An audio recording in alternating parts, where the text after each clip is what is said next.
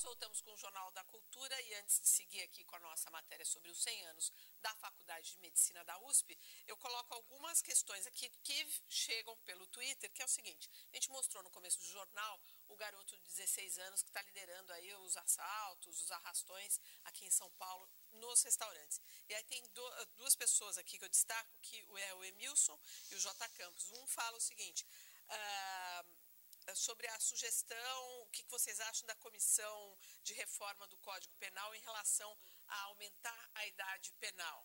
Ele está colocando isso. E o outro, que é o Campos, que diz o seguinte: foi preciso que a classe dominante...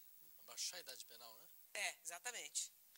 Deve ser isso. Ele fala: acho que você leu e concorda com aquela minha sugestão, a comissão de reforma do Código Penal em relação à maior idade penal. Sim, mas é para diminuir, para dizer, com 16 anos, isso. O cara já entra lá no... Já se responsabiliza. Já se responsabiliza. Eu acho que é isso que o Emilson está dizendo. E o Campos fala o seguinte: olha, precisou a classe dominante ser atacada para alguns descobrirem que não há segurança privada. Sobre essa questão da maioridade, quer dizer, de baixar de 18 para 16 anos, eu acho que é importante a gente colocar primeiro uma questão... que é uma questão fundamental, afinal de contas, para que serve o encarceramento? Se você pensa em encarceramento como reeducação, isso não faz o menor sentido. Se você pensar o encarceramento como isolamento de uma pessoa que coloca um risco à sociedade, também, diga-se passagem, não faz o menor sentido, porque os processos de encarceramento só pioram as pessoas que estão lá dentro. Certo? Então, talvez a questão mais importante do que discutir sobre código, sobre se diminui ou se não diminui, afinal de contas, quais são as funções disciplinares da sociedade. Quer dizer, a gente só tem um tipo de função que é baseada no encarceramento. No desespero, né, a sociedade percebe que você não pode ir no restaurante, que você pode ser assaltado, ele começa a pensar da maneira mais amedrontada possível, ou seja, encarcera o máximo possível. Entendi, porque o que você está dizendo é que daqui a pouco as pessoas os garotos com 15 anos, a gente vai ter que estar diminuindo essa idade penal. Vai para 14, vai para 12, mas a questão que eu insistiria é o efeito disso. Né? É porque o cárcere, no sistema penal, prisional, onde há prisão, o cárcere, ele é a punição. Né? Mas quando você tira alguém que cometeu um delito, uma contravenção ou um crime, alguém que se comportou mal, né, de acordo com esse código político jurídico, o que você tem que fazer com aquela pessoa que se comportou mal? Você pune, né? Você pune, pondo no cárcere, e você recupera. Então, o cárcere deveria punir e recuperar, só que ele não recupera, ele apenas pune, é o castigo, quer dizer, o sistema mais antigo de punição. E se você fala de crianças e adolescentes, essa mesma discussão hoje se tem na França, e lá eles querem inclusive acabar com um tribunal específico que eles têm para os menores, que já prestou um serviço importante, né, as questões que a gente discute até em outros países fora da França sobre se é preciso ter uma justiça específica para os menores ou não, essas questões lá também são tão importantes como aqui. Talvez a discussão passe de forma muito mais importante se a gente pensar em quem julga essas crianças, né? Porque tem crianças que têm 14 anos e se comportam como adultos e entendem como adultos, e tem crianças de 14, 13 anos que são absolutamente infantilizadas, cuja idade mental é 6, 5 anos de idade. Então, elevá-los todos para uma categoria de aos 13 anos pune, encarcera, não vai recuperar, né? Não, porque basta você pensar o seguinte: tudo bem, você encarcera esse sujeito de 16 anos, né, no sistema prisional tradicional. Então ele sai depois de 10 anos, sai com 26 anos. Como é que você acha que ele vai sair com 26 anos, depois de passar 10 anos no sistema prisional? Respirando essa atmosfera delinquente, né? Bom, seguindo aqui adiante o nosso jornal, a série sobre os 100 anos da Faculdade de Medicina da USP. Ontem a gente mostrou como foi o primeiro transplante de coração do Brasil. Hoje você vai ver que a façanha da equipe do Dr. Zerbini teve uma consequência: a criação de um dos principais centros de cardiologia do mundo, o INCOR.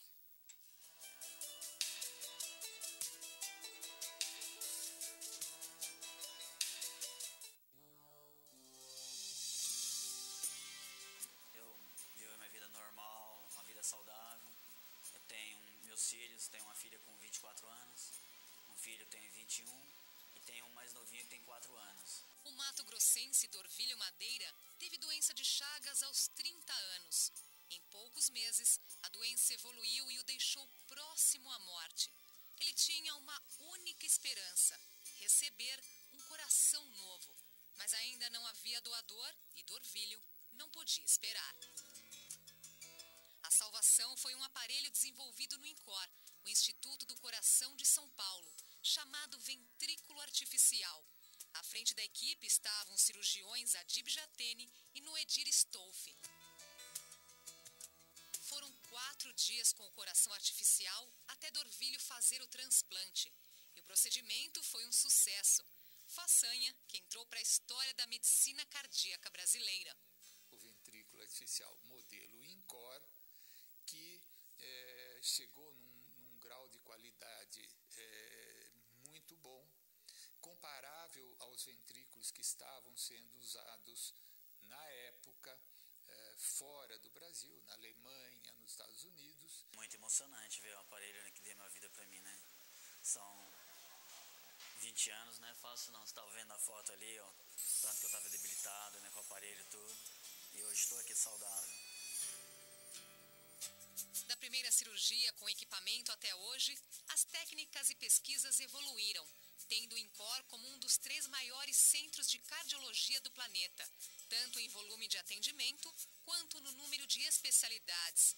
Hoje trabalham no Instituto quase 3.000 pessoas.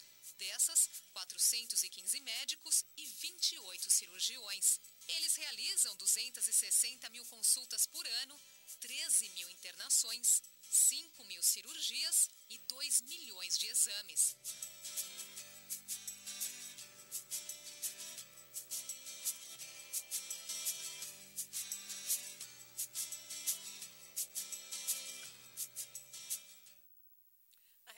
De amanhã nós vamos continuar no INCOR para mostrar o desenvolvimento do coração artificial infantil.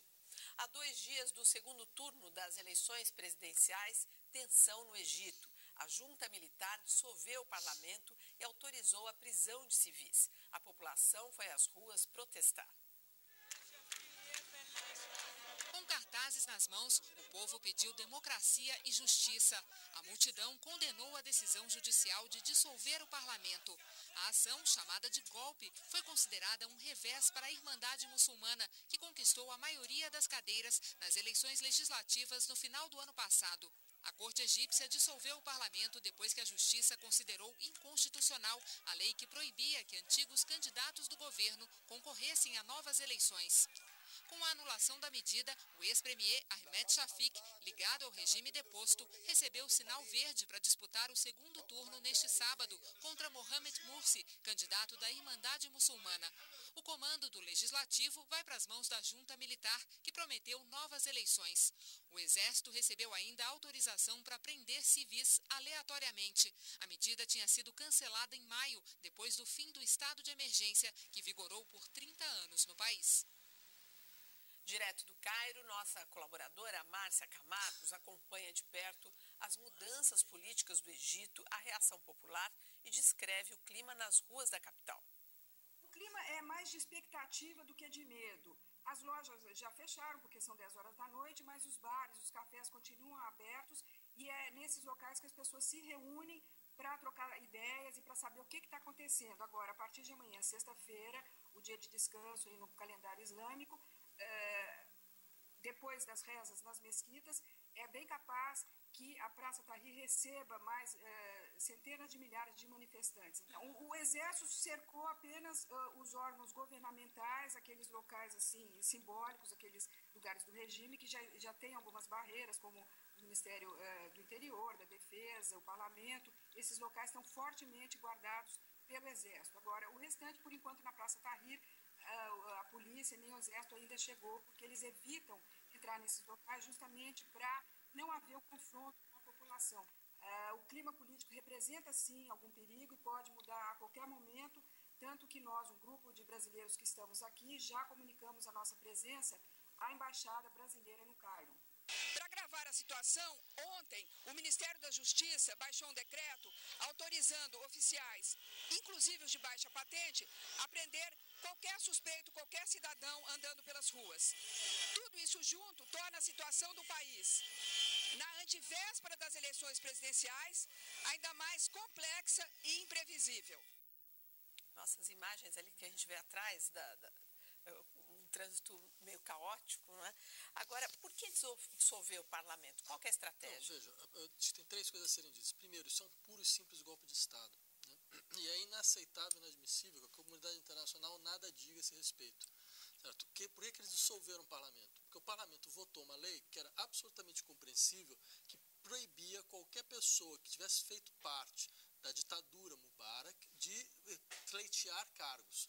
O Ahmed Shafik, que passou o segundo turno, era o braço direito do Mubarak. Então, a princípio, ele, não em hipótese alguma, poderia estar nessa eleição. Então, o que aconteceu? O Tribunal Constitucional não só julgou inconstitucional uma ação absolutamente compreensível, como dissolveu o parlamento por causa dessa ação. Ou seja, utilizou isso como um pretexto para um golpe de Estado da mais clara situação. Imagina o que isso significa você votar numa situação na qual qualquer pessoa pode ser presa sem mandato. Você percebe a pressão que a junta militar está desenvolvendo no interior da população, certo? Para que essa eleição ela seja completamente inútil. Ou seja, é uma eleição que, por princípio, ela já está fraudada. Entendi. Certo? Então, nesse sentido, eu diria, o que a gente está vendo aqui? A gente está vendo um golpe de Estado no interior de um processo de tentativa de revolução. A junta militar, que sempre foi quem governou, um pouco a gente estava falando no caso da Síria. Veja, Mubarak não era ninguém. Ele era só a imagem de uma estrutura que eram as Forças Armadas do Egito. O que aconteceu? Eles tiraram a figura e continuaram com as mesmas práticas. Eu estive lá em janeiro e ainda tinham pessoas que todo momento estavam sendo presas, jornalistas estavam sendo censurados, não podiam mais escrever, ou seja, nada mudou no final das contas. Então, essa é só a prova. O que eu acho incompreensível é que a comunidade internacional não faça uma veemente reprimenda em relação ao Egito. Por que não faz, Maristela? Na verdade, pode ser que faça. Ainda está um pouquinho cedo, Vladimir, porque, por hora, são assuntos internos do país. O país quis tirar, a população quis tirar Mubarak, ele foi retirado, ela fez uma eleição, e o Poder Judiciário disse que ela não é legítima, que ela foi inconstitucional, que esse parlamento era inconstitucional, que por hora, tudo está acontecendo dentro do país, ainda que não seguindo os preceitos da democracia ocidental, dentro daquilo que o país quer para ele, do que a população quer para ele. E não adianta a comunidade internacional dizer para os egípcios que eles querem errado, que eles não estão querendo bem, que eles têm que querer de outro jeito, porque eles têm que encontrar os seus caminhos. Mas veja só, Maristela. Mas é uma repressão?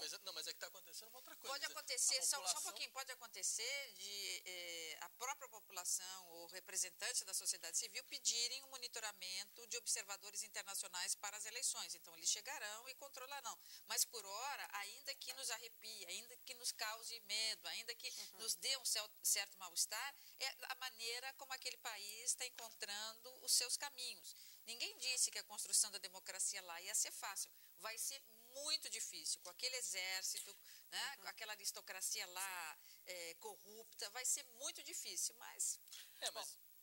Vai, Vladimir, para encerrar, porque tem muita coisa que eu sei que vocês vão querer falar aqui hoje. Mas nós não vamos nem brigar hoje. Mas é que nesse caso, eu acho que é importante deixar claro uma coisa, quer dizer, não é a população que está decidindo isso, a população ela escolheu um parlamento. Esse parlamento foi dissolvido por uma questão absolutamente inacreditável. Nenhuma democracia um parlamento seria dissolvido dessa maneira, certo? Mas havia brechas na legislação. Não, mas é impossível. Você imagina, você dissolve o parlamento porque uma lei foi inconstitucional. Eu não consigo imaginar. Porque a eleição foi inconstitucional. Não, mas foi uma lei nesse caso. Foi a lei que determinou a eleição era inconstitucional. Não. Você teve a eleição, aí... Não, tá bom. Não, senão vou derrubar a matéria do etanol, hein? É tão interessante. Não, o que ele disse está certo. Vocês imaginem que no Brasil você elegeu não se prende ninguém antes das eleições. Você elegeu um parlamento. E lá você pode prender qualquer um. Só para o pessoal entender. Você elegeu um parlamento. O parlamento vota uma lei. Vota uma lei dizendo, pessoas que fizeram parte da ditadura militar não podem mais ser candidatos a nada. Aí um tribunal constitucional diz que essa lei é inconstitucional e por isso dissolve o parlamento. Percebe? Não faz o menor sentido. Jurídico e tecnicamente faz sim. Como? Seguir. Cerca de 400 passaportes teriam sumido no consulado dos Estados Unidos em São Paulo. E mais, Itália tem protestos e Grécia anuncia novo recorde de desemprego.